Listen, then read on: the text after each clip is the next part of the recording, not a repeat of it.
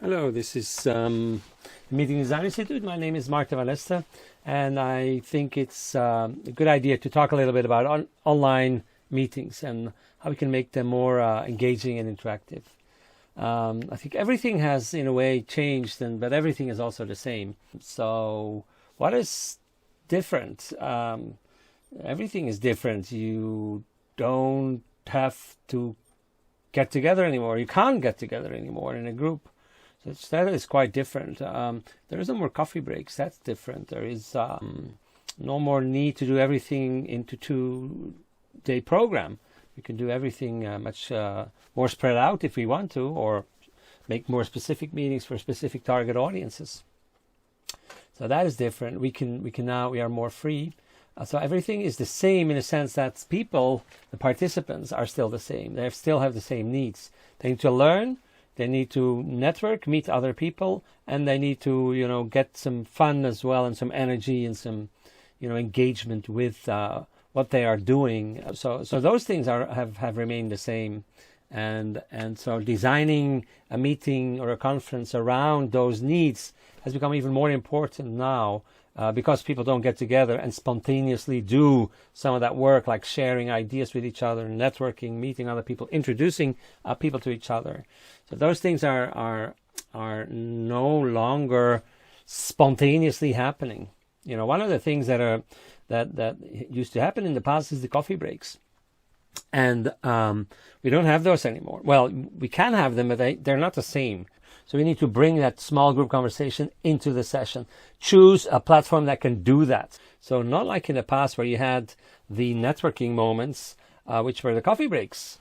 Ip Ron from the University of Education in Denmark says networking is far too important to leave it to coffee breaks and lunches. So that's a big deal.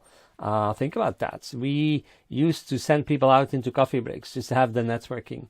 Well, maybe that's not good enough. Well, it's certainly not good enough now because the coffee breaks are gone. The lunch breaks are gone. The moment in the evening at the bar in a hotel are gone. So these things are no longer there for networking. We now have to bring the networking into our online meetings as well. So first of all, we need to create that variation. We need to make waves, because when I speak as a speaker or somebody else speaks as a speaker, the audience brain gets filled up with content up to a certain level, and then it's over. Nothing can be processed anymore. So we need to make waves of variation. So people falling asleep during the content moments speaking, and then getting out of that low energy moment again by doing something that people love to do. And that is talking to each other in small groups. Talking to each other is learning. It's a lot of fun because people love to share, and it's great to meet other people. So if you can create small groups into those conferences, in the online conference, instead of doing webinar after webinar after webinar, mix those up, have a speaker speak for 10 minutes and then have 10 minutes of small group conversation. The price of interaction is time. There's only one way to pay for interactions, that's in minutes. So you have to invest a number of minutes into the interaction, otherwise it's just not going to happen. And it's your role as a meeting professional. I'm talking to meeting professionals now, people that plan those meetings, people that plan the online replacement of what used to be hotel booking, speaker booking, and all sorts of logistical operations. And if you just do webinars, why would people book a meeting professional to do a webinar? Anyone can do a webinar. So you need to add value there, and the value lies in that networking component, in the small group conversations, in organizing it so you have enough time to spend on the networking.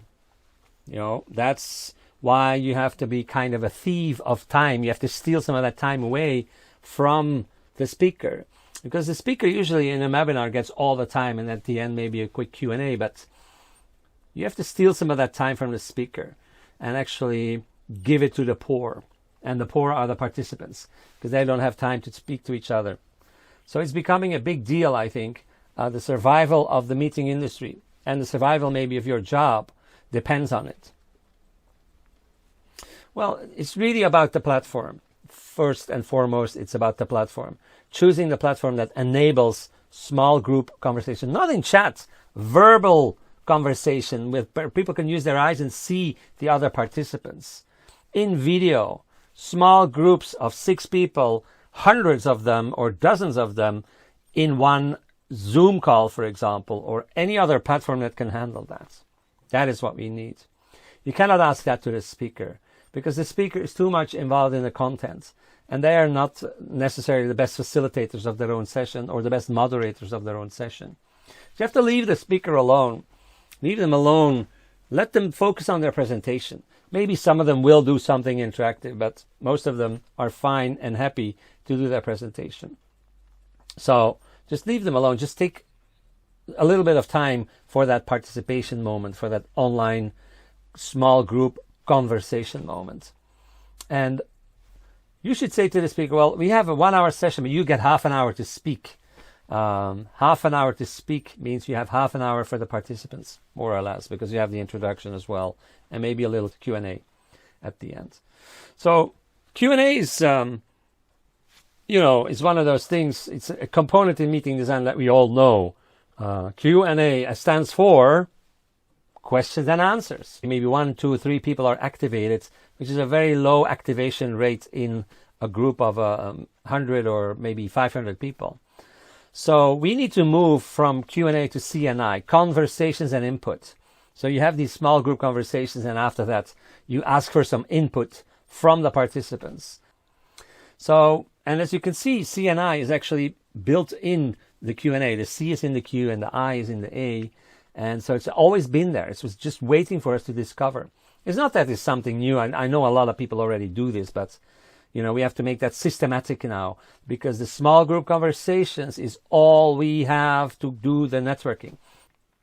So you have a role to play, and you have to build that CNI into the sessions. It's not just about stealing time. It's also about writing that script. You have to write the script, and the script is your superpower in a way, because if you have that script and you say, look, this is the format of the session. We have an introduction. You get 10 minutes as a speaker. Audience gets 10 minutes for CNI. You get 10 minutes again, CNI again, 10 minutes again of speaking, CNI again, and we close with a Q&A. Perfect. And that's going to be convincing. So writing those 10 minutes of CNI into a script, of small group conversations into a script, is really, really crucial. So, are we still meeting professionals when we do webinars? I don't think so. I think we have to ask the questions. Are we organizing a meeting? Is the online meeting making meetings happen online? Many cases, no. We need to do that. It's crucially important. It always was important. For participants, it's still important. People want to meet people. They want to get to know new people. They want to see old friends. They want to have conversations with peers. That is crucially important. It's even more important than the learning part. If you ask participants, they come to conferences. They came to conferences, and they will come again for the networking. So bring that networking online and realize that you have that role to play. Our role is to organize meetings, bring people together, create those new connections, and they don't happen in webinars. We are making our own job obsolete. Who needs a meeting planner if it's only to organize a webinar? So the good news is I think we can do this. It is not expensive. It is not difficult. It is not impossible. It's not rocket science. We can organize a meeting online where people meet, where they talk to each other. It's a matter of insisting to find the platform that can do small groups. That is what you need. That is where the magic happens. That is where people are meeting each other. And that is what we have to do. And we can do this if we work together. If speakers starts demanding this, if you as a meeting planner start demanding this, if you start writing that script, we can all together make this happen and do a much better job in the future, saving our jobs, saving our industry, even saving progress in society and economics.